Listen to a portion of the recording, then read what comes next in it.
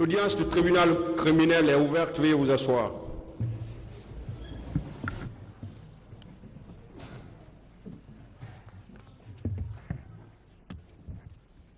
Affaire ministère public contre M. C.C. Raphaël Abba. Venez s'il vous plaît. M.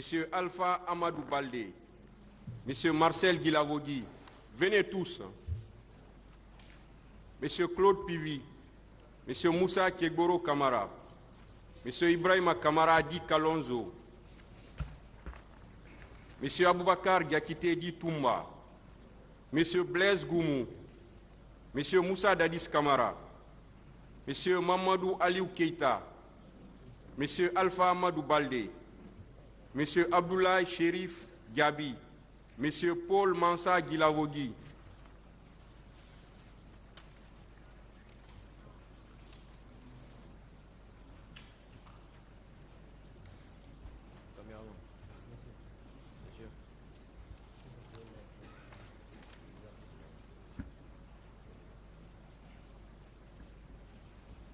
les parties civiles, M. Ouri Baylouba, Mme Aïssatou Bari et plusieurs autres. Fédération internationale des ligues des droits de l'homme, FIDH, l'Organisation guinéenne de défense des droits de l'homme et du citoyen, OGDH, l'Association des parents victimes et amis des événements du 28 septembre, AVIPA.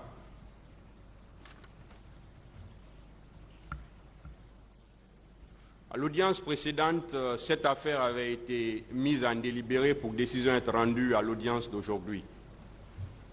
Le tribunal a effectivement délibéré et voici la teneur de sa décision. Le tribunal, par ordonnance numéro 007/17, en date du 29 décembre 2017 du pool des juges d'instruction, les accusés C.C. Raphaël Abba, Alpha Amadou Baldé, Marcel Guilavogui, Claude Pivy, Moussa Kegboro Kamara, Ibrahima Kamara Di Kalonzo, Aboubakar Diakité Di Toumba, Blaise Goumou, Moussa Dadis Kamara, Mamadouba Kamara Di Toto, Mamadou Aliou Keita, Abdoulaye Chérif Diaby et Sambarou Diamankan ont été renvoyés devant le tribunal criminel de ce siège pour des faits de meurtre, assassinat, viol, pillage, incendie volontaire, vol à main armée, coups et blessures volontaires, outrage à agents de la force publique, torture, enlèvement et séquestration, non-assistance à personne en danger, violence sexuelle, attentat à la pudeur,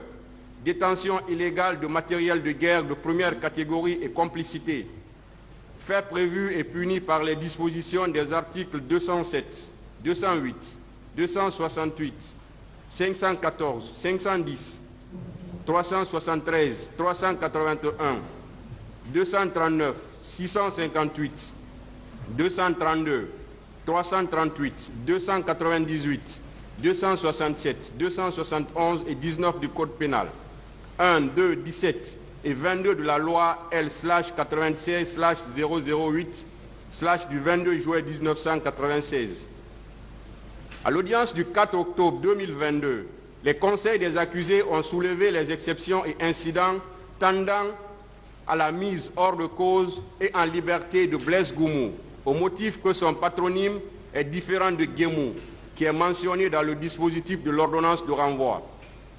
La nullité des exploits de citation à comparaître, en arguant que les délais de comparution n'ont pas été respectés et qu'ils ne comportent pas toutes les mentions prescrites par la loi.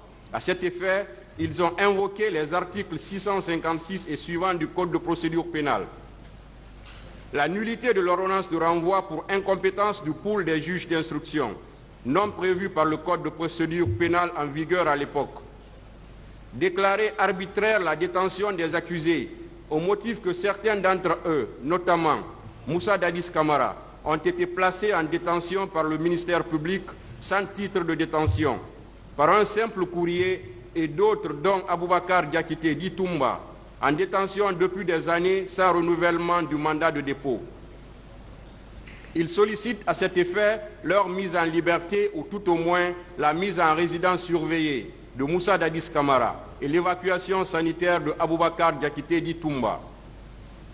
L'irrecevabilité de la constitution de parti civil de l'Organisation guinéenne des droits de l'homme, OGDH, de l'Association des parents et amis des victimes des événements du 28 septembre 2009, AVIPA, et de la Fédération internationale des droits de l'homme, FIDH, au motif que les unes, dont l'AVIPA, n'ont pas d'agrément et d'autres ne se sont pas constituées partie civile pour des victimes identifiées et identifiables. La nullité des certificats et rapports médicaux en arguant qu'ils ont été établis frauduleusement, sans débat contradictoire. À réplique, le ministère public et les conseils des personnes se prétendant victimes sollicitent le rejet de ces exceptions et incidents en soutenant que l'écrit adressé par le procureur de la République au régisseur de la maison centrale de Conakry est une correspondance administrative d'information datée du 23 septembre 2022, qui n'a fait qu'aviser ce dernier à recevoir les accusés qui devaient et qui se sont constitués prisonniers la veille de l'audience, conformément à l'article 252 du Code de procédure pénale. Le mandat de dépôt décerné contre l'inculpé conserve sa force exécutoire jusqu'à la comparution devant la juridiction de jugement au sens de l'article 288, alinéa 2 du Code de procédure pénale. Ils invoquent par ailleurs l'article 238 du même Code pour soutenir que la carence du pool des juges d'instruction invoqué par la défense ne pouvait entraîner que des poursuites disciplinaires à l'égard de celui-ci. La nullité des citations invoquées par la défense est dilatoire, sans fondement en ce sens que conformément aux articles 656 et suivants du Code de procédure pénale, ces actes sont accomplis à la requête du procureur de la République par un huissier qui en a la qualité dans les délais légaux et les accusés ont comparu à l'audience. La constitution de partie civile de l'Organisation guinéenne des droits de l'homme, OGDH, de l'Association des parents et amis des victimes, AVIPA, et de la Fédération internationale des droits de l'homme, FIDH, est régulière, bien fondée et justifiée par des pièces produites au débat. Discussion sur la mise hors de cause et en liberté de Blaise Goumou. Le Conseil de Blaise Goumou sollicite sa mise hors de cause et en liberté, au motif que son patronyme est différent de Guémou, mentionné dans le dispositif de l'ordonnance de renvoi. Cependant, au regard du préambule et des motifs de l'ordonnance de renvoi, ainsi que du constat des autres éléments de son identité avant et après l'ouverture de l'audience, il s'agit de la même personne. Ainsi, il s'agit d'une erreur qui ne saurait changer l'identité de l'accusé. Dès lors, il convient de rejeter cette demande. Sur la nullité de l'ordonnance de renvoi, les accusés sollicitent du tribunal de ce siège l'annulation de l'ordonnance de renvoi au motif que le pool des juges d'instruction qu'il avait prise n'était pas prévu par le Code de procédure pénale de l'époque. L'article 396 du Code de procédure pénale dispose: l'accusé et le procureur de la République ne peuvent interjeter appel contre les actes de procédure et l'ordonnance de renvoi qu'après le jugement de condamnation. La demande en nullité de l'ordonnance de renvoi ne peut être formée que dans les cas suivants. 1. Pour cause d'incompétence. 2. Si le fait n'est pas qualifié de crime par la loi. 3. Si le ministère public n'a pas été entendu. 4. Si l'ordonnance de renvoi n'a pas été rendue conformément à la loi. 5. Si les délais de procédure n'ont pas été respectés. Il ressort de cet article que le seul recours contre l'ordonnance de renvoi est l'appel, qui n'est recevable qu'après le jugement sur le fond. Ainsi, la juridiction d'instance ne saurait se prononcer sur cette demande.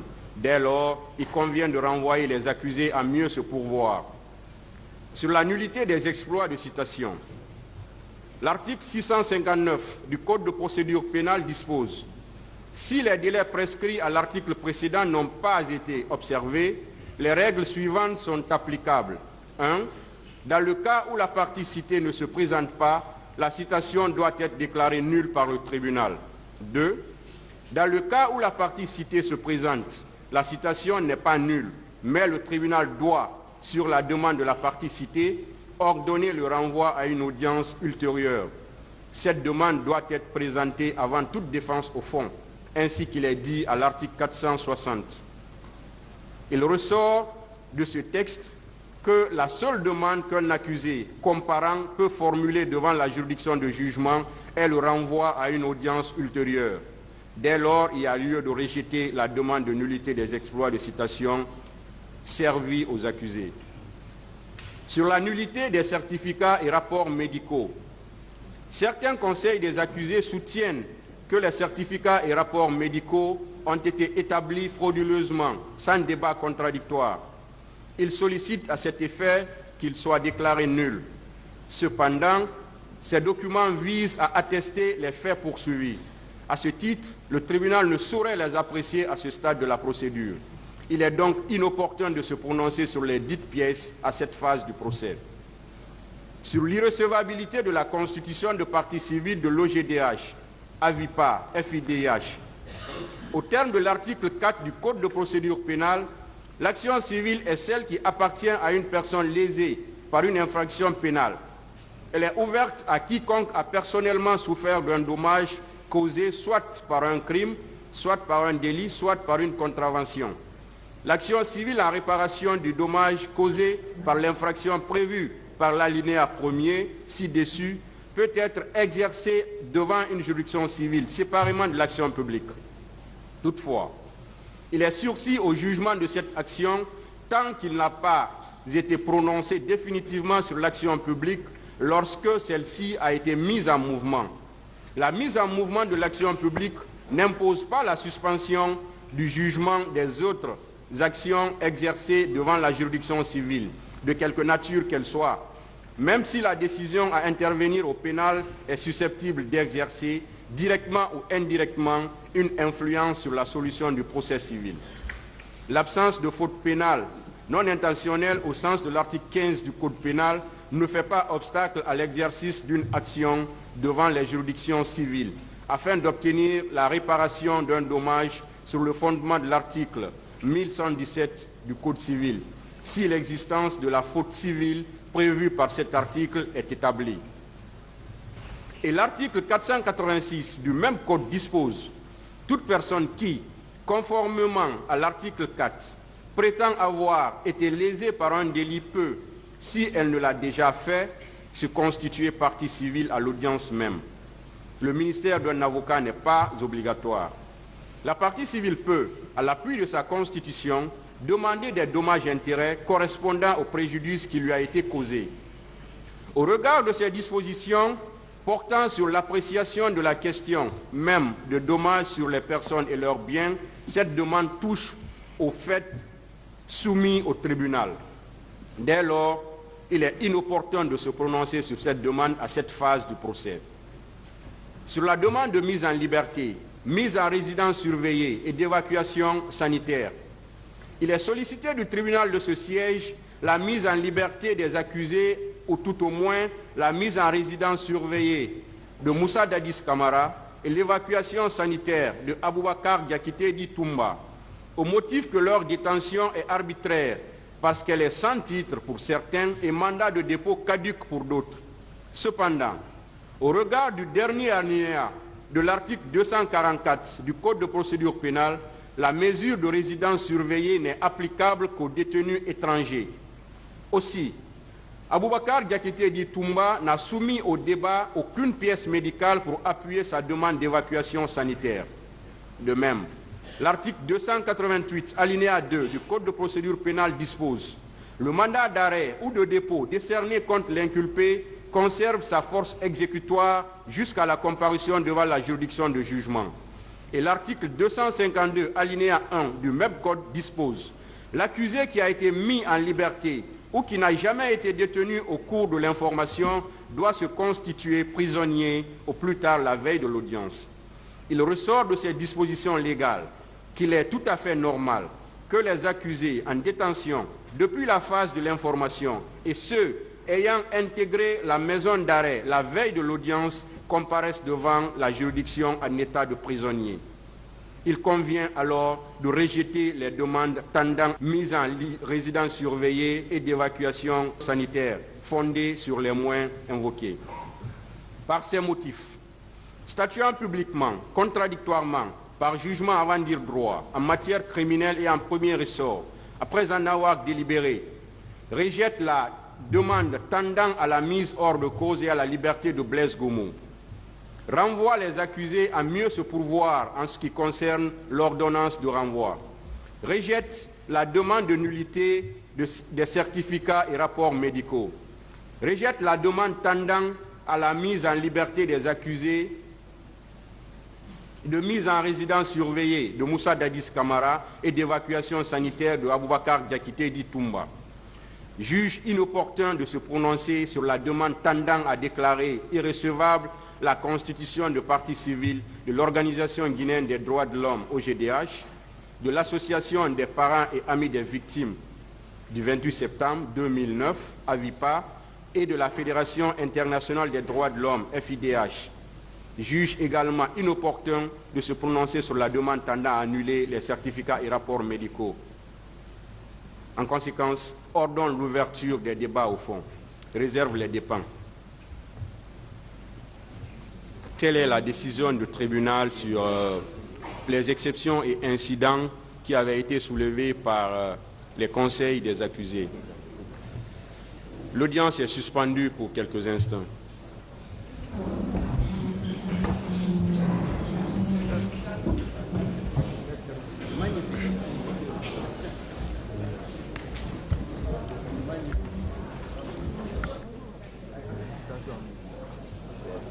L'audience est reprise, veuillez vous asseoir.